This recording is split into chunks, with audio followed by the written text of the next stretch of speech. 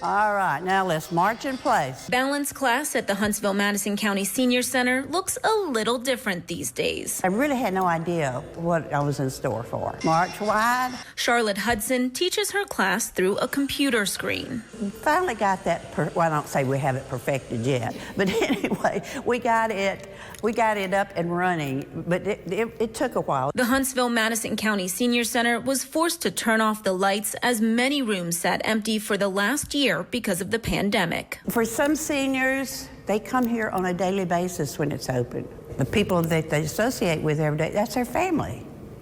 And so during the pandemic, not only have these people lost their connection with their biological family, then they've also lost the connection with their social family. It was very difficult, and it still is difficult.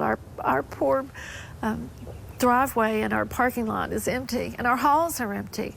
But hopefully that will be coming to an end very soon. Kathy Main told me the Senior Center will not open its doors right away. Probably have a little bit of a soft opening sometime early in May with some very specific classes to see how things will work. The Senior Center has been cleaned from top to bottom. We're getting new floors in the restrooms. We have sanitizer and the use of sanitizing machines.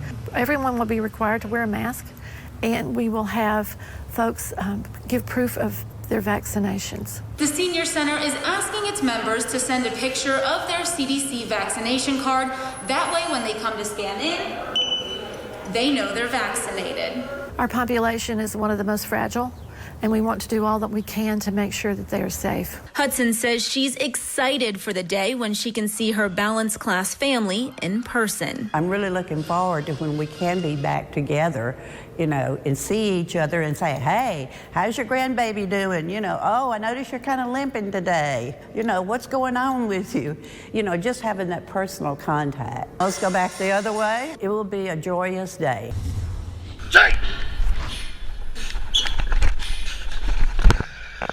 It's very different than any other strength sport. You get to look at somebody's face. As opposed to powerlifting or bodybuilding, you know, you're either posing or you're moving weights, and it's essentially you versus yourself. This is you against somebody else. You have to be able to counteract their moves. You have to be able to know their strengths, their weaknesses, and so it's pretty intense when you get to rip somebody over the board. It's you know, it's a very kind of primal instinct. This is Adam Tucker's second home, the gym where he comes to train for a sport he's only known about for a year. I had no idea this was going to be an opportunity, and it's just kind of fallen in my lap, and I've been able to run with it, thankfully. A Roanoke native, Adam never knew where Moss wrestling could take him. I've gotten to go to Finland. I get to go to Russia. It's been pretty amazing, so I'm very fortunate to be able to do that. For those of you wondering what Moss wrestling is, here's Adam's coach, Chad Clark, to explain. Moss in Yakutian means stick. It's an Eastern European ethno sport. The best analogy, and analogy that I use frequently, is like tug of war with a stick. The difference is you're sitting on the ground with a board, a jam board between two athletes.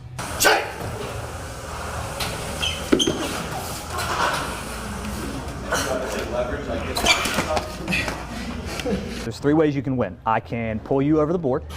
I can, like I said, it's a grip sport, so I can rip the stick out of your hand, or I can pull you into the board where your feet no longer touch the board. The sport originated in Russia, where Adam will be competing in the Moss Wrestling World Championship. Over 40 countries will be represented at this competition. People from all over the world are traveling to this remote part of Russia for 1 weekend of competition. You know, it's the World Series, or actually the World Cup of the sport, if you will. What people don't understand is just because the sport's not big here doesn't mean it's not big in the rest of the world.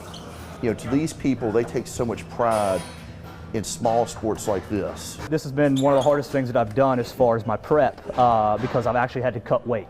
So once I weigh in, the anxiousness will go away. Adam's coach says he's proud of Adam, not only for the competitor he's become, but the person he is today. Not only is he a great athlete, but I knew that he'd be a great person and a great ambassador for the sport. Adam's just driven. He's driven, he's motivated, he's gifted, yes, but it's his motivation and dedication that separate him from other athletes. But for these athletes, it's not just about a stick in the board, it's about the relationships and opportunities it gives you. We'll eat together, we'll train together, we'll compete together, and that's the bond and memories that you will never lose. It's just something so unique and so special about that. The passion is for the sport. I love the sport. I love string sports in general, but it really comes down to the family of Moss.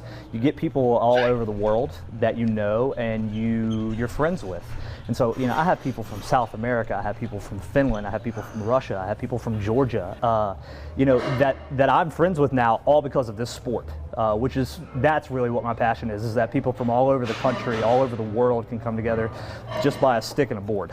Adams says it's a sport he hopes others in the United States will learn more about and has some goals for wherever this sport may take him in the future. Athletically, it would be to win the world championships. It would be to be the 90-kilo champion of the world. That would be amazing. That is as high as it gets. It's the World Series of the sport. So that would be my goal athletically.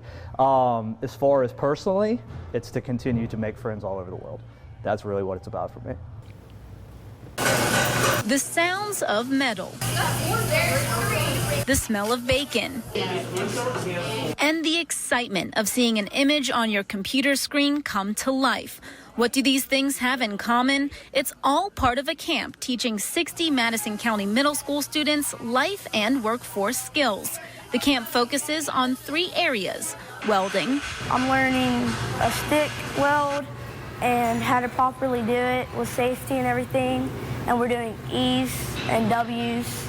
It's a type of weld. Cooking. We've learned how to make bread and we've learned how to make tacos. It'll help me improve in the future a lot. Like if I'm in college, I need to learn how to cook. And STEM. The skills these young students are learning here at the Madison County Career Technical Center will better help them join the workforce later in life. Weld stuff metal together and have fun, and then you could also make money when you get older. If they like it, then they could do that when they get older and get an education on it. Whether it sparks an interest in a new hobby or leads to a career down the road, one thing all the students I spoke with told me, it's all about learning and having fun. One day, if you're at your house by yourself, you have ingredients and stuff, you can whip up something and make something nice to eat.